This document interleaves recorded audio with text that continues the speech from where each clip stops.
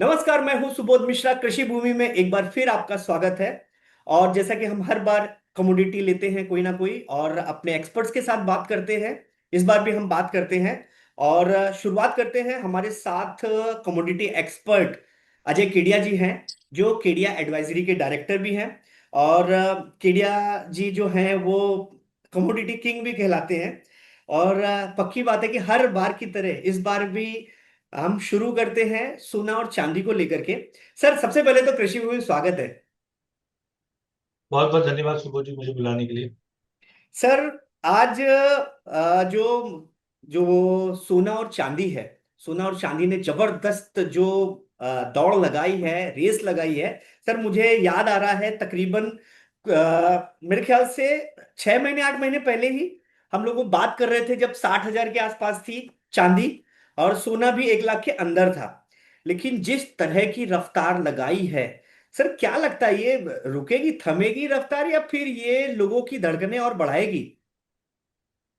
देखिए सुबोध जी, पिछले साल जनवरी का ही महीना था जहाँ पे हम देख रहे थे कि सोना और चांदी बिल्कुल एक दायरे में ट्रेड करता हुआ दिख रहा था।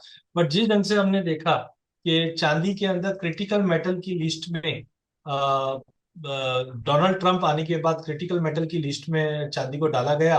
उसके बाद तो हमने पर रखते हुए देखे करीबन 250% की तेजी पिछले सवा साल में हमने चांदी में आते हुए देखी है। मेजर कारण ये है कि पहले चांदी को एज अ कंजम्पशन ही देखा जाता था। बट अब आप देखिए क्रिटिकल मेटल की वजह से ईवीज में, सोलार में, सभी जगह पे चांदी का यूज है और 5 साल से कहीं पे भी इसकी सप्लाई बढ़ी नहीं है। और इसी कारणवश हमने देखा कि बड़ी तेजी बनी, खास करके दिसंबर से तो तेजी इसलिए भी बनी क्योंकि चाइना सबसे वन ऑफ द बिगेस्ट, हम बोल सकते हैं कंज्यूमर है, क्योंकि ईवी सोलार में सबसे नंबर वन चाइना ही आता है। और जब से इन्होंने एक्सपोर्ट बैन की बात की उसके बाद तो हमने लगा प्राइजेस के अंदर बहुत ही अच्छी तेजी बनते हुए दिखाई दी है। तो टाइमिंग मुझे लगता है जियोपॉलिटिकल टेंशन, सेंट्रल बैंक की बाइंग, डी डॉलराइजेशन और इंडस्ट्रियल यूज जिस ढंग से बढ़े हैं, ये सोने और चांदी में जबरदस्त तेजी दिखाए। हाँ, गोल्ड वैसे फर्स्ट प्रेफरेंस होता है, बट चांदी का इंडस्ट्रियल यूज और फाइनेंशियल यूज होने लग गया है। इसकी वजह से आज चांदी 250% और सोना लगभग 100% की तेजी पिछले साल सवा साल में बनते हुए देखी है। सर, मैं अगर बात करूं तो मेरा ये मानना है कि जैसे अभी अगर आपने बताया कि जिस तरह से चाइना कर रहा है, या फिर अभी ये इंडस्ट्रियल मेटल भी हो गया है, गोल्ड भी भाग रहा है, तो ये तो सर क्या लगता है ये कंटिन्यू, क्योंकि डिमांड तो सर और बढ़ ही रही है, मतलब ऐसा नहीं है कम हो रही है, तो क्या ये रुकेगी? जो ये जो बढ़ रहा है, इसमें कुछ करेक्शन भी आएगा जैसे 2011 में हुआ था। लेकिन इस समय जिस तरह से बढ़ रहा है तो लग नहीं रही उम्मीद की करेक्शन आएगा। तो क्या ये और बढ़ेगा, या स्लो होगी थोड़ी रफ्तार, या फिर क्या कंसिस्टेंसी आएगी, या नीचे आएगा, क्या कुछ थोड़ा सा बताइए सर इस पे। देखिए देखिए सुबह जी, कभी भी जब भाव में इतनी बड़ी तेजी आ जाती है उसके बाद उम्मीद तो रहती है भाव में करेक्शन आ जाए, कौन लेगा कैसे लेगा। बट अभी वो चीज नहीं है। पहला आप समझिए 2 सालों में हमने, 3 सालों में ऐसी ऐसी चीजें देखी है जो सोने को जबरदस्त सपोर्ट करती है। पिछले सालों में हम देखते हैं खाली एक लड़ाई चल रही है जो सोने को सपोर्ट कर रही है, या रिसेशन फियर है वो सोने को। इस बार अगर हम देखते हैं कोविड के बाद से ही हम देखते हैं सेंट्रल बैंक की बाइंग भी चल रही है, रिसेशन फियर भी है, डोनाल्ड ट्रंप का कहर तो वैसे ही चल रहा है, साथ में टैरिफ वॉर चल रही है, सप्लाई साइड डिस्टर्बेंस और फाइनेंशियल प्लेयर है। तो मुझे लगता है कि पहले एक रिटर्न बन जाता था फिर निकल जाते थे, बट अब जो कंजम्पशन फॉर्मेट चालू हो चुका है, सेंट्रल बैंक हजार हजार टन 3 साल से कंटिन्यू, 4 साल से कंटिन्यू बाइंग कर रही है, रुकने के लिए तैयार नहीं। डी डॉलराइजेशन, आज सब देख रहे हैं कि डॉलर का अल्टरनेट ढूंढ रहे हैं और डॉलर का अल्टरनेट एक ही दिखाई देता है सबको, वो गोल्ड दिखाई दे रहा है। इसके लिए हम देख रहे हैं चाइना हो, जापान हो, सबके सब डॉलर में बिकवाली कर रहे हैं, उसकी जगह पे सोने को भर रहे हैं। तो ये जब तक थमेगा नहीं, जब तक कोई बड़ा करेक्शन नहीं। हाँ, जैसे पिछले साल हमने अक्टूबर में कम से कम चांदी में 20%, सोने में 12-15% का करेक्शन देखा, वैसे करेक्शन आ जाएगी। बट लॉन्ग टर्म अभी भी इंटैक्ट है, बिकॉज जब तक कंजम्पशन स्टोरी खत्म नहीं होती है।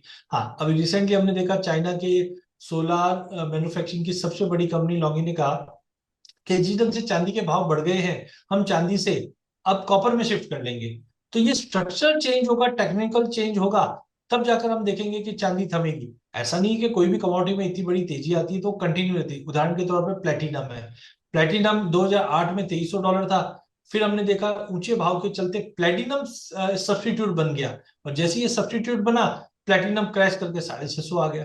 तो yes, there is a possibility कि अगर कोई टेक्नोलॉजिकल या यूज केस में चेंजेस आता है, देन डेफिनेटली प्राइजेस में करेक्शन आएगा। जब तक वो चीज नहीं आती है, हो सकता है प्राइजेस ऐसे ही लेवल पे, एलिवेटेड लेवल पे रहे। बट हाँ, यहाँ पे रिस्क जरूर है कि मैं करंट लेवल पे बाइंग कर रहा हूँ, तो मुझे थोड़ा रिस्क रिवॉर्ड रेशियो देखकर काम करना चाहिए।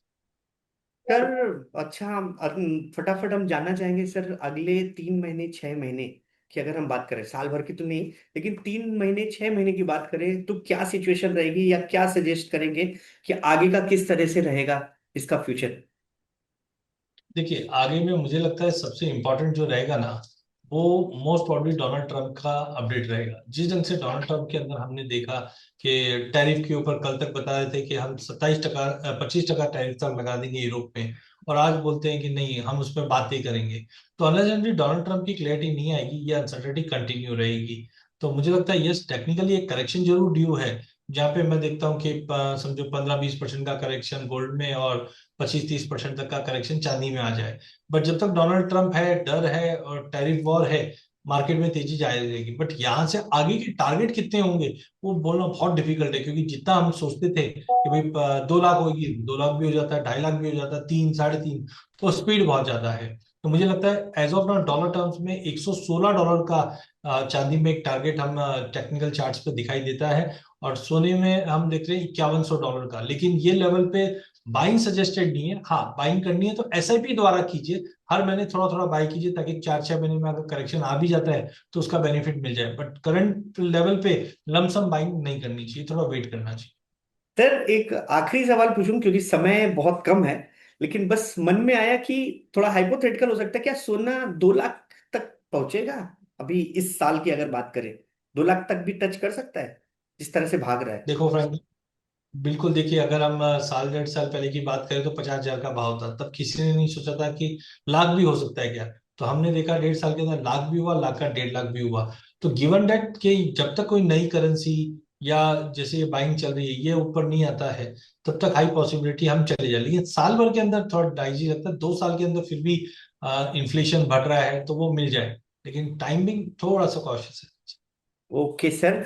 सर समय का थोड़ा अभाव है, तो इस बार इतनी ही जो चर्चा है, और काफी जो कंक्लूडेड चर्चा रही कि किस तरह से आदमी को देखना चाहिए और किस तरह से सोना और चांदी अपनी चाल चल रहे हैं। सर अगली चर्चा तक के लिए विराम चाहता हूँ। तब तक के लिए नमस्कार सर। बहुत बहुत धन्यवाद।